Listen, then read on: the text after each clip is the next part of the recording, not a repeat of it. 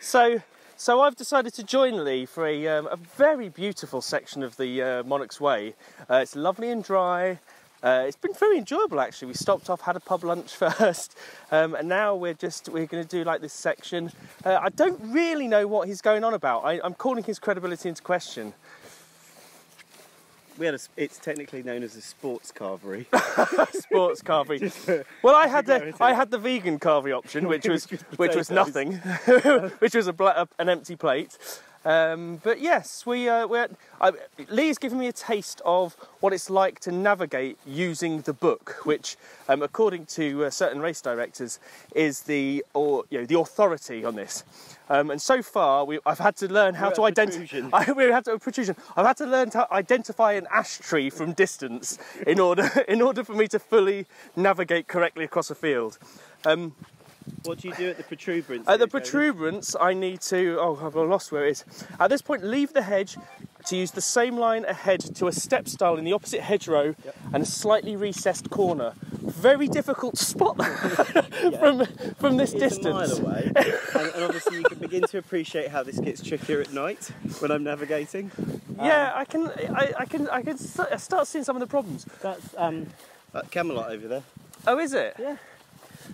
Oh, see, the thing is, you must have seen some very nice sights in the past couple of days. Yes, a disabled toilet that was amazing. Okay, so tell us about the disabled toilet. What? Well, shouldn't we do this chronologically from the last time we spoke? Okay, when was the last time Bristol. we spoke? Oh, yes, of course. Yeah. Okay, so what was it like after Bristol? Well, we got to Bristol, and I stayed with a guy called Richard, who's doing the Monarchs Way Ultra this year. Offered to put me up in a flat, so I got there about 1 in the morning. Slept on his couch. He put all of my clothes in the wash. Put all of your clothes on, yeah, pretended to be you while you were asleep and filmed it. Smashed out 40 miles with the tracker, and then said, "Listen, mate, you can get a cab straight to Wales. You're welcome." So yeah, washed all my clothes, put them in the dryer. I got up in the morning about 6. He made me a cheese omelette for breakfast. I got dressed and went out the door, and he even gave me a couple of extra bits I needed. Like a blanket, because it was getting a bit cold, and a little comfort blanket. Oh. It's just brilliant. I mean, people are so generous. Well, he would be, because he knows he's getting the GPX file. Yeah, I know. I mean, that's... So yeah, no, it was really, really cool. So left Bristol, and then started walking out of Bristol. And was it the longest LSD trip of all time, wasn't it? Which one? Which event? We then, so then Lee Francis turns up. Oh, okay. Yeah, BBR, he's interesting. He's a hovercraft fireman. What? He's a hovercraft fireman, so obviously he doesn't have a lot of What, issues. he puts fires out on hovercrafts, or he uses a hovercraft to put fires out? Yes, and yes. Amazing. It's niche, yeah, but that is niche. But think about it, Jody. Isn't he? What does he? Basically, he works for Bond villains or something. I mean, who uses hovercrafts? Think about it though. He has a 100% safety reporting rate for the sector that he looks after. He is the best performing fireman in the country. What happens if your hovercraft's in Edinburgh though? Well, they'll have to wait a bit. They're quite skiddy and they break down a lot. Right. Okay. Now there's a style here, Jody. Oh, okay. Wait a minute. I haven't. So over this. Go forward to the right hand to the opposite corner and gateway. Oh my God, I don't even understand. Over this, go forward with the right hedge fence to the opposite corner and gateway. Right. Through this, continue forward, still with the right hedge fence, along the edge of the now extended field, and so arrive at the next corner and another gate. Yeah. What? Yeah. I think we just follow the edge. I think that's what that means. But yeah, so Lee Francis came, he was with me for a couple of hours. And he had his little dog with him, and we did a section, a really, really pretty section where there was absolutely no capacity for dog walkers to be. His whopping great dog had to be lifted unceremoniously over every single fence. In Sussex that wouldn't be allowed at all. In Sussex, if your dog wasn't allowed, there would be a revolution. What I saw was me and Jody doing the Thames Path. It was amazing. But it was brilliant. So he was there, and he was there for ages. And we went to a village shop and I bought some Lucozade, but I explained to him that I could stop at any time. And then he had to go eventually because, you know, it was the end of the day. which I thought was unreasonable. And literally he'd been gone 30 seconds and like a Range Rover or a Defender goes past, and it's Richard Spike Neal going, where's the window down, going, all right fella, been a bit busy, I'll catch up with you later on tonight in the pub and I'll walk you through the night to Wells. Amazing! And then he just scoots off. So I'm sitting here going, Somerset is absolutely chock full of do-badders. It's bonkers. Then they come around the corner and there's a Mercedes with a Nuclear Races sticker on the bumper. They come up a hill and there's Anne Inky Ann at the top with a brownie. And I'm thinking, this is... When you say a brownie, you mean the food or a small girl? No, a small girl. It's Bob a Job weekend.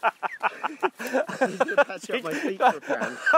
So you've got the Monarchs feet badge. Yeah, she's got the Monarchs first aid badge, which involves give them water, sit them down, tell them it will be okay, and point them in the direction of Brighton. Yeah, so it was brilliant. So all that happened. Meanwhile, there were some hills. There were so many hills. So the terrain is so hilly, but what was the nav like on that? It's tedious because you'll cross a stile and then have to take a new bearing for the next stile, cross that for 200 metres, cross a stile, change direction again, cross a stile, and it's very tiring. And you know, it's not like you're running along some big long epic path. You haven't got like a ridge to run along, or never. No. It's always left a bit, right a bit, left a bit, right a bit. A bit like now, Jody. What are you going to do here now with the book? This is clear. This. Wait a minute. Don't get it wrong. Who's still with along the edge of an expanded field? No, I don't know. I don't really know where we are, to be honest. Cool. How do you? I don't know how you do it without a map. This is really. It's almost like I've reckoned the route. Right. Oh, you've done this before, so you know. Oh, no. I mean, obviously, some people say I didn't come out with it, but well, if I didn't, I seem to have a pretty good idea of where. You're good. You're good at guessing. Yeah. It's a great guesswork. So yeah, and then in the evening I got to some pub. It was brilliant. We went to 1978 to a pub called the Ring of Bells, right? And it's the Ring of Bells in Somerset. Yeah. I don't know what town it's in, but oh wow. So we went back to 1978. And I had a meal and charged all my stuff up, and then Spike came and met me at 7 o'clock. Now, he's never done a marathon. Oh, is he not? No. Okay. Or an ultra. Right. So he was ready to come and walk me through the night over a massive hill that is the Mendip, into Wells and onto Castle Carey, which is 27 miles. Amazing. Through the night. And he's done through the night stuff before, No. has he? Or amazing. I know. Bless him. So off we went into the night, and the big hills and navigation. We go up this first hill to the top of the Mendips, and in the distance is this lane that just ends in nothing, and there's a car at the end. And I joke about, oh, I bet the windows are steamed up. And as we slowly walk up the lane, they are. And then there's these two teenage kids frantically getting dressed, right? Because they don't know that we're travelling at 1.1 miles per hour and are going to be past them in an hour. And we get up to the window in level with the car, and there's this like 17-year-old boy looking utterly flustered. Poor guy. And we just sort of wander past, and I think Spike went, "Is that what a peeping Mo is?" So yeah, so we did that. We went over the over the Mendip thingy, went down through a forest, and then there were frogs everywhere. It was a little bit weird. What? There were frogs everywhere. He posted a What? video. There were frogs everywhere. They were like a trip hazard. I kept squishing on them. And then it got weird. No, wait. What do you mean there were frogs everywhere? I don't like what you hallucinated. Well, it was raining, as usual, and there were just loads of It was frogs. raining frogs. No, it was raining and there were frogs. But why? Why were there so many frogs? Well, I have a theory on it. So this isn't well known. So this was just, there was an outbreak of frogs along this section. Well, yes, although you could argue that what you're actually witnessing is one of the other parts of the apocalypse, because I've brought floods to places and now I'm bringing frogs. So it's possible that Bridport's about to be hit by locusts this evening. And pestilence or something. And then hellfire's going to take Salisbury. I don't know, has pestilence already taken Salisbury through? Yeah, it's possible. So, alright, what's this bit? We go up this really easy to walk lane. There are power lines a short distance to your left in the woodland. Yes. Oh my God! Careful. Oh, this is really deep. No, that's not deep now. Is it not? No. It's not deep when it hits the nipples. Wow, this has not been walked on for, well, since you last walked it probably. If you look, you can actually see my footprints and Charles II's footprints. That's it. Yeah. Right, so this book actually is not a huge amount of help, really. Right. Well, no, that's because it's written as a guide. It doesn't tell you what happened to me last night. Okay. So after the frog, Yeah. I was doing the nods thing where I'm walking along, but I'm basically trying to sleep without Spike noticing. Oh yeah, good. You know, you try that on a 100, you're like, maybe no one will notice, but I can probably get away with shutting my eyes for a couple of seconds before I fall over. Yep. And when I sort of reopen my eyes, we're in a house party. So we were in the woods, and then I was in a You're house hallucinating. Well, yeah, it must have been. So I sat down in an armchair, and someone get me a cup of tea, which was quite cool. And then everybody had the same face mask on to be a person, and they all looked the same. And it was a surprise birthday party. So then they turned all the lights off. Mine, there's the River Ouse here. Oh my God! You can pick your way around it if you want to. What? Just don't bother. And basically, we'd wandered into a surprise birthday party, but it wasn't helping my head because everybody had a face mask on of this guy Adrian. So I feel like I'm in some weird satanic cult. Oh look, dune section. Oh, look at this. This is what I call a dune section, Jody. Okay, did I not pick this up on the thing? It won't be called that in the book. Here we go. Oh my goodness! Hey, you. Oh God. This isn't. I mean, this is. This isn't really a trail. This is more of just a bit of a gate left open, isn't it? What you need to, because of the medium of radio, Jody, you don't need to describe to people what they're actually. Oh no! This is more like a BBC Radio 4. Yeah. I've just approached a gate, and in order to show you just how difficult the Monarchs way is, Lee has proceeded to edge his way through the opening of the gate, and now we are looking at what I would consider to be a scrubby field with a very light path leading whatever direction it is. It's basically heavily ploughed, so I call these dune sections. So you go up and down each dune. Every day's a June day. Every day's a dune day, mate. That's an MDS reference. Couldn't not get that in. Hey, if you think day 5 behaviour's bad, you should see day 10 behaviour. It's twice as bad. Yeah, I now shit on the trail in front of people. So, so I'm in this house party. Everyone's called Adrian. Someone gave me fruit pastels. Someone gave me, she said, oh, I hear you're on a long walk, so I've got you this. She got me one of those Cadbury's little chocolate roll things. Oh yeah, and I went, thank you, but that's just going to get squished flat and completely destroyed. But thank you anyway. Did you not eat it right then? No, I didn't feel very well. And so over this period, how have you been eating? Has it been in pubs or up to that point? I just grabbed stuff at newsagents, so I've got my standard 10 quid at a newsagent. Oh God! And that must be. I take it it's not nutritious then. Yeah. Is it? Yeah. You've got 2 cans of Red Bull, 2 Haribos, 2 sets of the big dairy milk thingies, a pepperami, a chocolate milk. What about has the Lucozade addiction been broken or? Yeah. It's day 3 now. Been orange clean. It's day 3. I haven't even thought about it today since about 10 minutes ago. I was really thirsty and I fancied some orange in my mouth, you know? but I didn't want to quench my thirst. No. I still wanted to feel as though I wanted to drink something afterwards. I think it's great because Jody's put himself down as my sponsor. So I have to phone Jody now when I think about Lucozade. Is this the first step of the 12 steps? Careful, we've got the Jebble section here. That is a jebble, isn't it? Yeah. So, yeah. I've got to look back because I've got to walk back on this bit on my own. So I've got to try and remember. No, you're fucked, pal. You've got an iPhone, you're not getting back. Yeah, I know, it's going to run out in like 3 minutes. Yeah, you're going to die out here, dude. This is quite. I mean, if you are tired and you're going across this in the dark, you're probably just going to get a bit muddier than you would if you weren't doing it in the dark. But wow. So the farmer hasn't really thought about the Monarchs Way runners on this one. So after the house party, I start to get a little bit tired as we get to Wookey Hole. What's Wookey Hole? It's a hole in Wookey. Oh, the place is called Wookey? Yeah. Oh, it's not like a funny nickname related to Star Wars or anything? No, it's Wookey Hole. It's a famous cave. Oh, okay. So we've now started naming the places I sleep. So a barn with straw is known as the Hay Hilton. If we sleep in a bus shelter, they're the Metropoles. So, and then the church is I don't even know if I've got a name for the churches yet. I think it's just God please help me.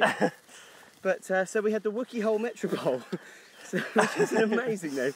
So we stayed in a bus shelter in Wookey Hole and slept. So in a bus shelter. I'd only known Spike 10 hours and we'd slept together. Slept together in a bus shelter. Two dudes with beards sleeping in a bus shelter in Somerset on a Saturday night, Friday night?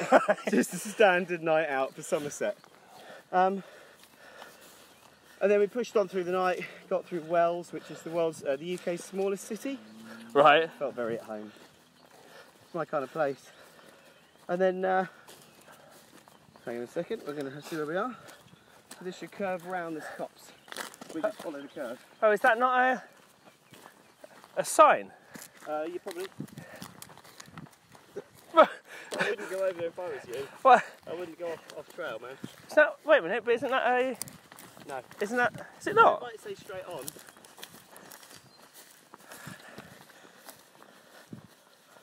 So... oh yeah, hedge foot. You're going to need to edit the shit out of this. What? Well, I don't understand. I'm completely lost on here. Yeah. It doesn't give you any indication of how far you have to go for each section. There's no scale. Oh, there's a map there that's not to scale that can help you.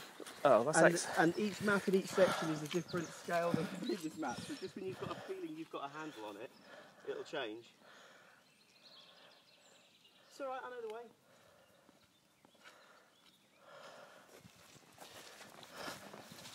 Oh my goodness. So, we go through Wells, and we're pushing on for a place called Castle Carey. And to cut a long story short, it got very shit after Wells. Castle Carey, that sounds very familiar. Yes, it's basically, well, right, I have a theory about Castle Carey, which is I think all out-of-work actors are allowed to go to Castle Carey and do improv for 2 hours a day around lunchtime in one pub. And that was the pub I was in. So when we did finally get there, and we got there, we were both in quite a bad shape. We'd gone through the night, and we didn't have a lot of food, and it had rained. I'd had a sleep at 6 AM under some corrugated iron that Spike had fashioned together as a shelter. It was tragic. We got into Castle Carey like 2 in the afternoon, both of us absolutely battered. We sat down in this pub, and it had a drunk, elderly David Hellard and Jody Rainsford in the corner drinking. Seriously, it was both of you. It had a dude in a blue velour jacket and slippers drinking like port in another corner. There was a blind guy with a dog that was a fat guide dog that was shit and would just fuck off and leave him. So he was stuck in the middle, like wandering around, drunk. And then there was a not quite Nigella Lawson at the bar. And I walked in, I sat down, and they're looking at me like I'm weird. And Spike goes, dude, you're not even the third weirdest person in here. You're not even podium.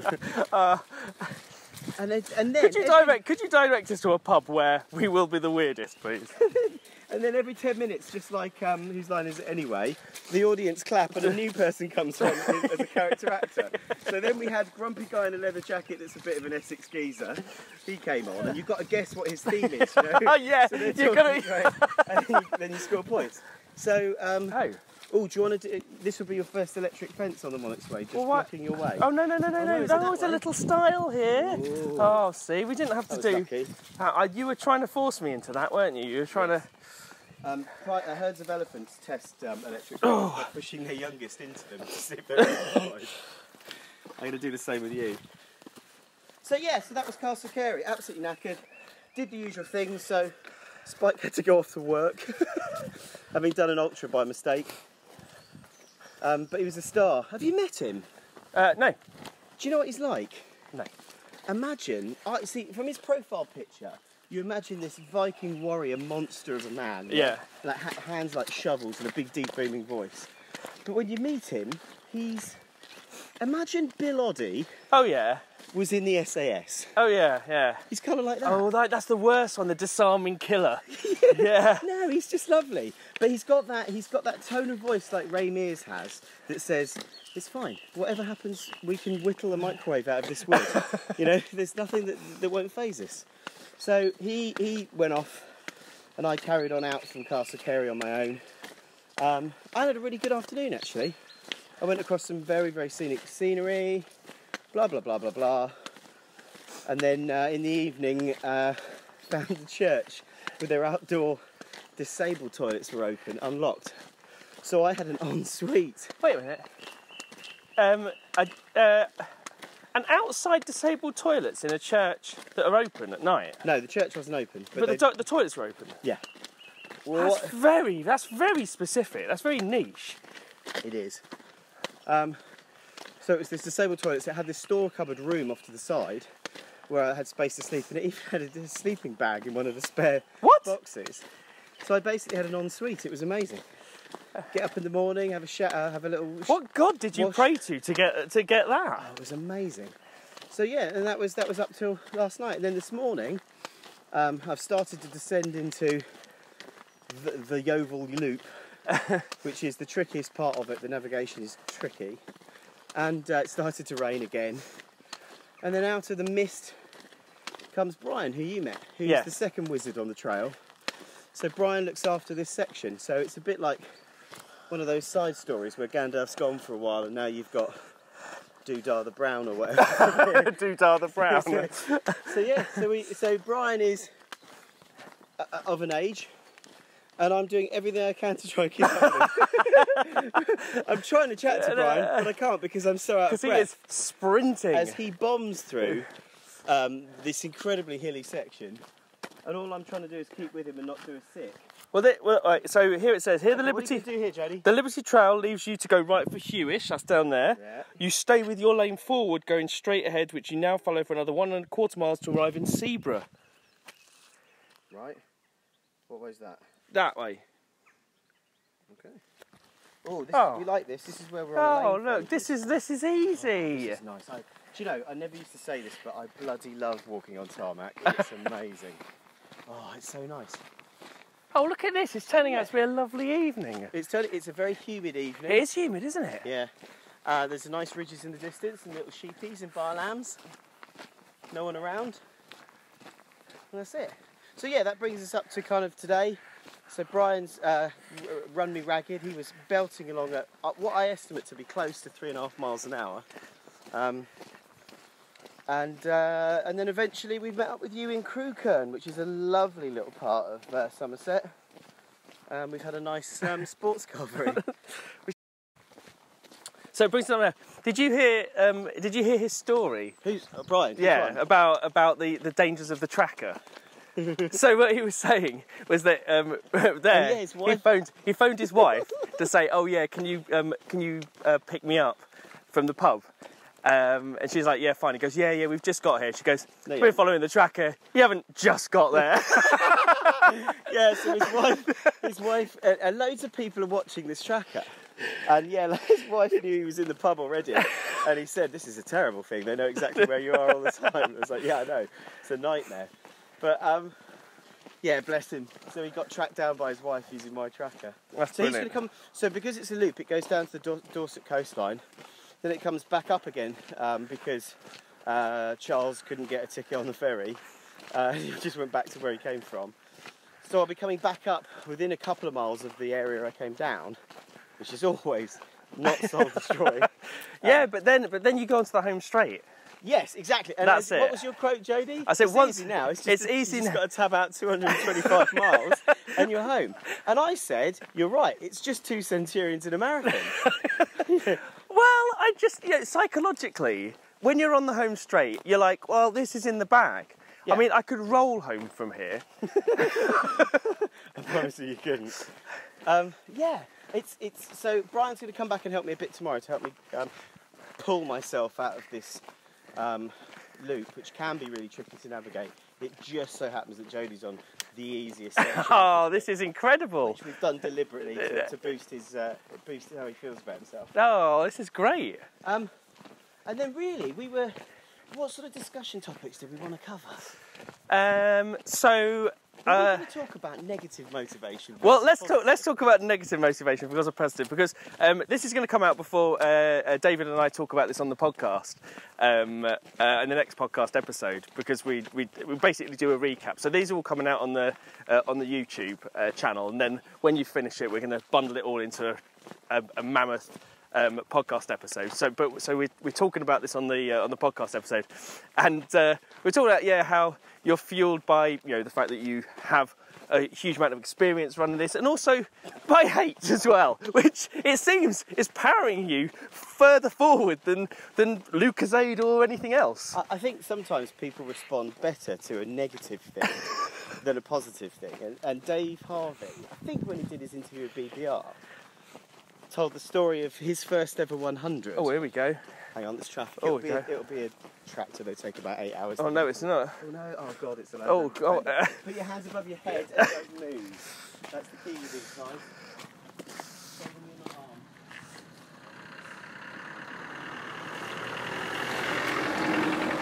arm. So, Dave was saying on his first 100. Yeah. He was about 70 miles, super dark place. So he thought he'd phone his mum for some inspiration. His mum said the most inspiring thing she could. She said, "It does sound very hard. Maybe you should just stop and go home." And it made him so angry, he tabbed out the last bit and finished. And it's not necessarily that he's angry at his mum, it's just it was a negative motivator, which is sometimes stronger than a positive one. You know when you're running like a really long race, and some bellend who's not running it, who's just turned up and goes, "Come on, you're doing great, you can do it, I believe in you." That does nothing for me. I don't know about what does it doesn't do anything for you, but it doesn't inspire you to go further. It's when someone who's never run that distance before looks at it afterwards and go, "Well, you weren't running much on mile 98 or something like that." Yeah, what happened there at mile 412? Did you stop for a break? Yeah. I could have kept going. So when you look at positive motivators, they're all right, but for me, it's the negative one. It's when someone says, it's Marty McFly. Right, when because it's "Don't call me stupid," isn't it? Or "Don't call me a chicken." That's it. Yeah, "Don't call me a chicken." What are you, chicken? What are you, chicken? He just instantly sees red and he just elevates him to instant fuck you. For me, it's one thing if someone says, "Would you fancy doing something?" And I'm like, "Yeah, maybe." But if someone says, "There's absolutely no way you could do that, you useless twerp," I'm like, "Hold my point." I'm off. And so for me, I found that as quite a positive, negative. Yeah, but the thing is, it's not just that. I mean, like, the thing is, someone who you don't give a shit about can say that, and it wouldn't do it. But someone who you hate, someone who you deeply... it matters who says it as well. It's not the fact that the matter says right. it. It's source as well as content. The source is really important. Yeah. Like, if Hellard said that, I couldn't do something, I might be like, "Oh, well, whatever. But then if it was like someone I really hated, like Hellard said I couldn't do it, or if it was someone I really hated who said the same thing, then it would infuriate me. Yeah, I think that's completely true. So I've had, people talk about I've had some dark times. I said to Jody, I've actually had an immense amount of fun on this.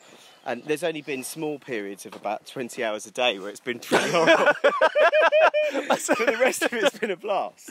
There are some shit bits. There are bits when your feet hurt immensely badly, or there's a bit where you walk through a field and you've taken a wrong turn and you have to go all the way back again and all that kind of stuff. But it doesn't matter how much my feet hurt, how much my legs hurt, how tired I feel, or how hot or flustered I feel. That hate still burns. That hate still burns in your heart, stronger than anything. It's like a furnace being fueled. All you need to do is just go back onto Facebook. You just have a quick read of some threads, and it stokes it up. It's not so much like coal. It's more like a surging, burning nuclear of like fusion. Shall I tell you what it is? What is it? Social media EPO. It's like male growth hormone. It's white hot. It's that hot. It is white hot. Yeah, it's a technique to take letters on a social media post and turn them into testosterone.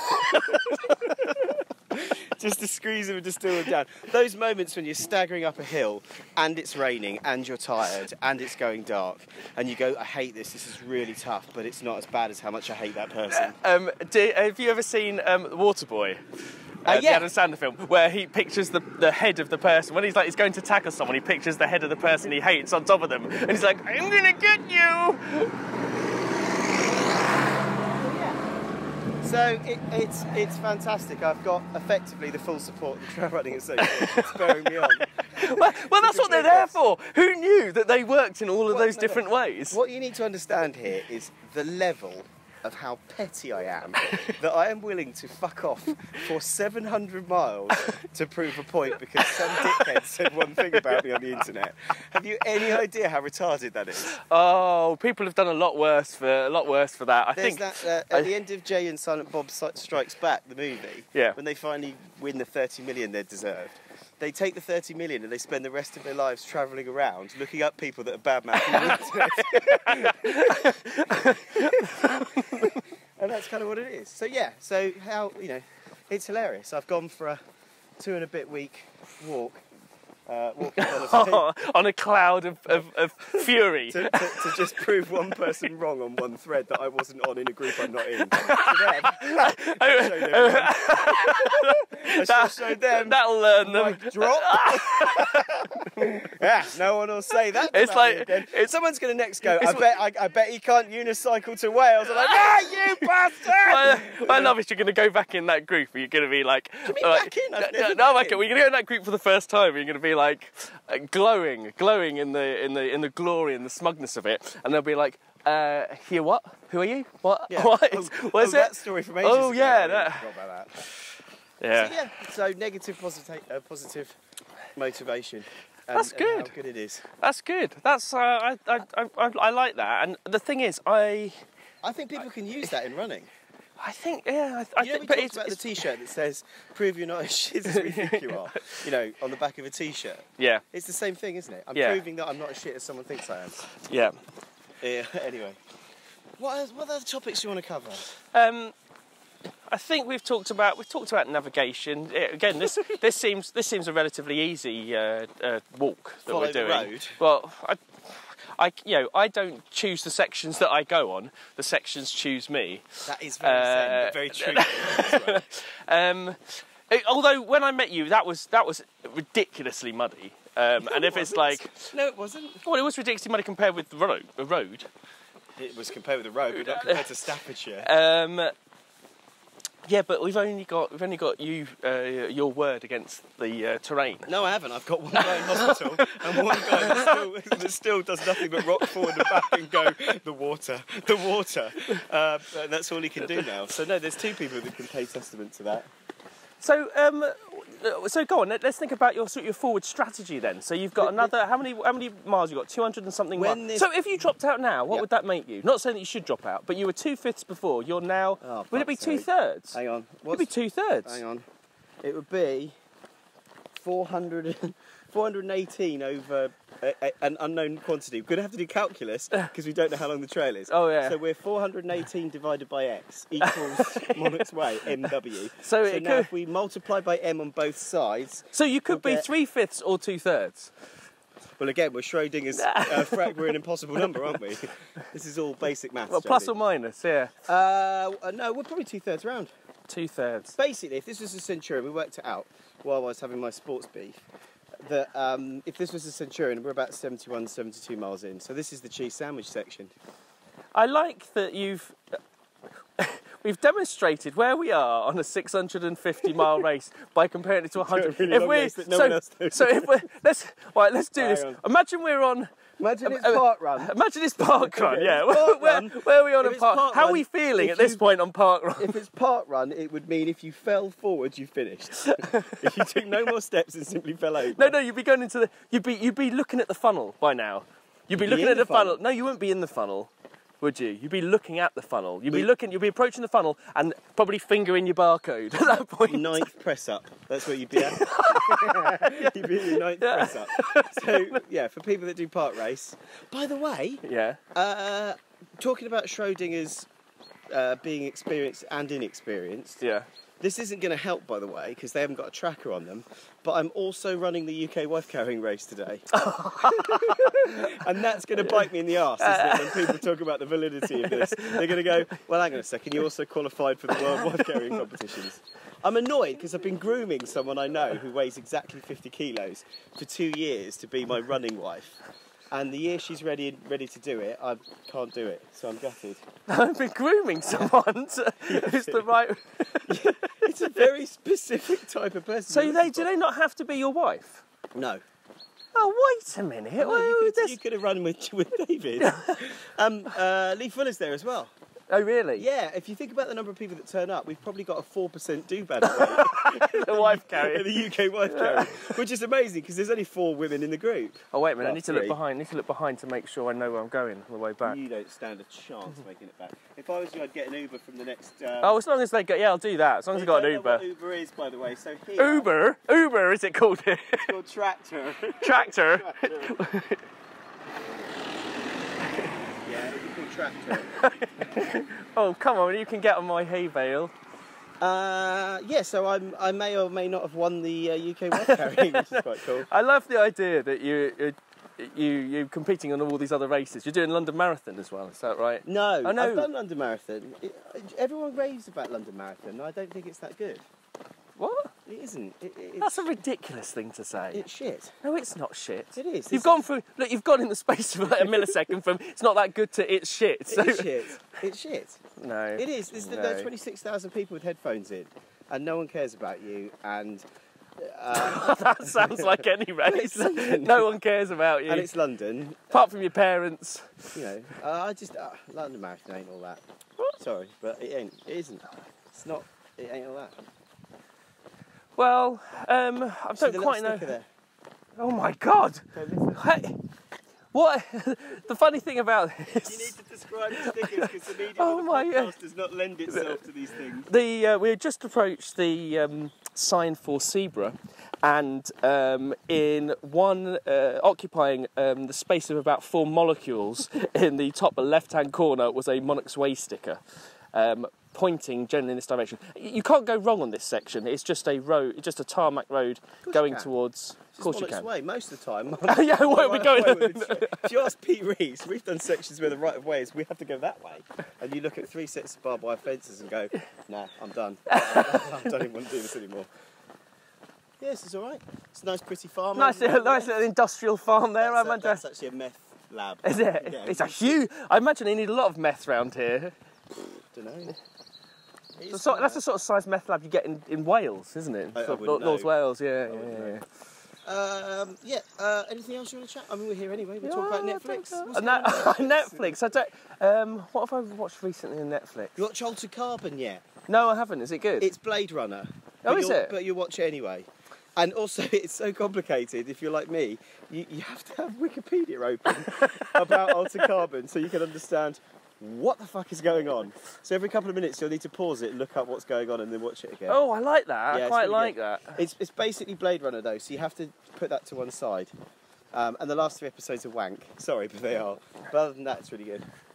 Yeah, there's just so much to watch at the moment. I don't know. I'm in the middle of nowhere. I've got no Wi-Fi, so I can't stream Netflix at the moment. We were talking, like Barclay marathons. That this could be made into a documentary. And what would it be called? And you came up with the best title ever, which would just be No. No, a race for all times. What was funny earlier is we were talking to Brian, and Brian made some comment or something, and I said, "Oh, it'll be fine, Brian. I'll do that next year when I'm back trying to beat my time." And he looked at me. He genuinely stopped drinking for a second, and he was quite worried. I said, "I'd do it in fancy dress next time as well." Oh, do it with a fruit on my head or something. I don't know. So there's something about the whole Barclay marathons thing now that's starting to annoy me. And I can't put my finger on it. I can't. Well, it's because it's the same rage that you get because of the MDS. You did the MDS on the sandiest, toughest year when no one knew about it. Yeah. And then everyone knew about it, so then everyone did it, and now you're pissed off because you thought you were unique and cool and done a cool thing, and now everyone's done it. Yeah, but it was much more difficult. I know. It was much more difficult. Mine was exactly much as more difficult than yours as well. So I know exactly. I actually did the actual most difficult MDS. That's when they didn't tell us that we didn't have to carry 11 kilos of kit. No, well, the problem I had is the year we had it, it was so tough. Wait. David Hillard only came fastest Brit. I mean, he came about 20th. It was that tough. He'd have won any of the other years. Right, here we are. We're at a junction. Right, I love this. Zebra has been described as on the way to nowhere. which is an accurate description, which is hardly an accurate description as far as you are concerned. Nonetheless, it is a pleasant, secluded place, and I doubt its inhabitants complain. Are we supposed to go through this? Is this You've got the guidebook, you bellend. I don't know. Really? I don't know. Have we gone through it? It's very difficult to tell. Yeah, that was it, mate. Was that it? One house? That bit of string stuck on the barbed wire was it. So that's an address. There you go. That was Zebra. Good, huh? Countryside's amazing.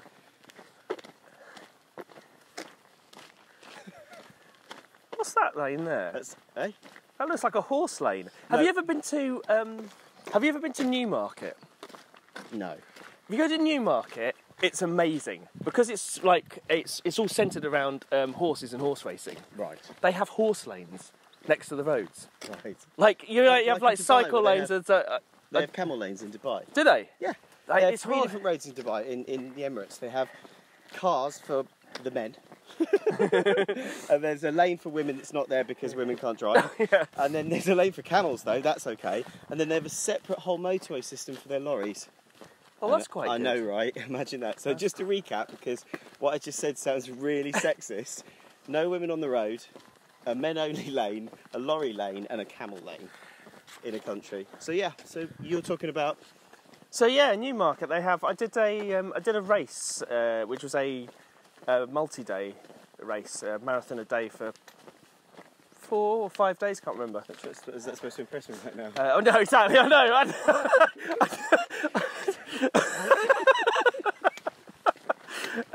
Wow. Actually, do you know right. Did you? That's Niner Reef. Niner Reef. This is one worse. Niner Reef. You've got Niner Reef. Yeah, but you go to New, and it's really weird because like they have like horse lanes, and they have right of way over everything. Oh God. Really? Yeah. Right. And I was running along this lane, and this bloke, just this floppy-haired, like toff, comes out and goes, "You shouldn't run next to the horses." And I said, I'm like, there aren't any horses? And he says, well, you just shouldn't. So I was like, oh, thank you. Right, bye. Great. Don't know. Weird. Is this it? Is this Zebra? Yes. This just looks like. And no. One. It looks like that looks like a sewage farm. Yeah, there's a lot of them here. They're good at shit here. Okay. It'll probably be an identifying feature. The tiny church is relatively modern with an open bell tower. Where's the church? Don't know. However, it does contain one antiquity in the form of a memorial to a man who distinguished himself in the Crusades and died in 1219. Oh, that's it. That's it. So it just ended. The village also contains the impressive Zebra Court, which stands in a large park, not open to the public. During this quiet section of tarmac walking, you will have crossed from Somerset to Dorset. I'm in Dorset. Yeah, I would recommend. So basically, there's a bunch of things in this on the way to nowhere town that we can't look at. Yes.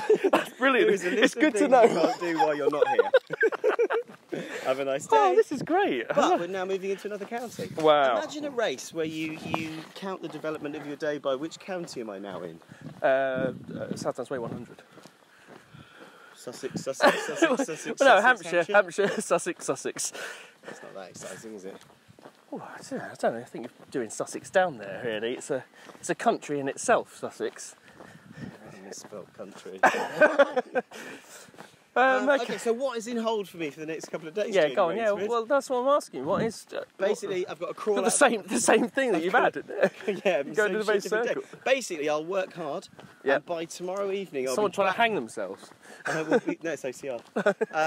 I will be, for the purposes of the podcast, there was a tyre hanging from the tree.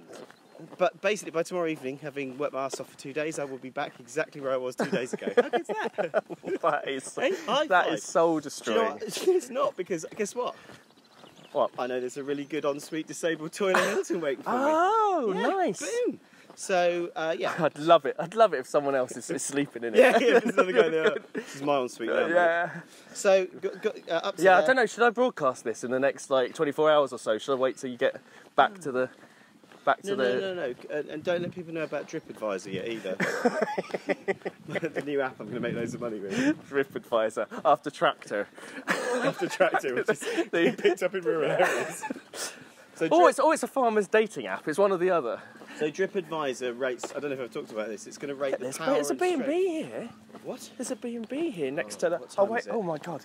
What's going on there? Oh. Are those horses going round and around, you think? What's that Are all they about? powering something? Holy crap. That's an electricity generating station. What? It's like Mad Max. That's horrific. Why is there... Why are For the purposes of the podcast, we're now...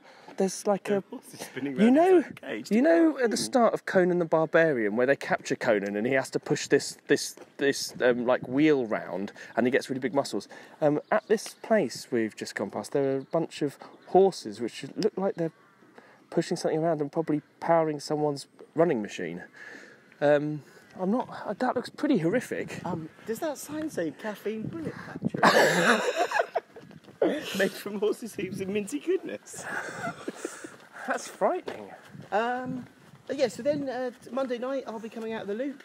And it's exciting, Jody, because Monday night I'm heading home. Heading home on the home straight. Heading towards Salisbury where there's been some issues. Yeah, so then all I've got to do is keep the blue on the right for 225 miles. Yeah. And we're basically walking it in, aren't we? Really? That's We're it. honest. That's the it. only other cool development is tomorrow afternoon I go past Broad somewhere, Broad Windsor or something, which is where poor old Chris and Alan dropped last year. So that's the tipping point of Linley's credibility. that's where the hatred becomes smugness. Yes, it will here we literally, go. Look. like a caterpillar, turn into a butterfly of smug. Oh, here we go. Look at this. Quite Look little at church. Look Should at we go this. inside and have a look at the features? Look at this Oh, no, we modern. can't. No, look at this modern church. Look how modern it looks. It's modern, isn't it? It is modern. Well, it's not the best kept church. 1799 it says. It's not that modern, is it? Sorry, my mistake. 1729. Yeah, very modern church. I suppose this wasn't here when No. when he was trying to escape. No. So I suppose modern for him, Yes. as in not built yet. Right. Well, that was that. Okay, well, I think we've achieved a lot in that episode. We have. So for me, if anybody's from Salisbury onwards, please come and see me. I'm bored and bring wet wipes and smiles. And when we say that you're going to be running, we're going to in the home sprint. We don't know yet whether I'm going to sprint from Arundel or Houghton or Winchester. No one knows when I'm going to suddenly break out from the pack and accelerate, okay? But it's going to happen. Biding the time. Because we all know that at any race, when the photographer's out at the end, you do a sprint like that's how true. you ran the whole race. And I intend to go literally like 3.5, maybe 4 miles an hour across the line, right? With a load of granny power walker joggers on a Sunday morning. So yeah, it's exciting, Jody. I'm going to be walking it in. Amazing. It's in the bag. Well, good luck. I think that's been very fruitful. I think you're looking strong. You're looking like you're. You were very disappointed. I was very disappointed. You were disappointed when my feet were okay. You were disappointed when I went over a star without a problem. You were disappointed that I was smiling. Yeah, disappointed with all those things. But I think the amount of smugness and hatred that you've got powering you is gonna be quite incredible. Nice one.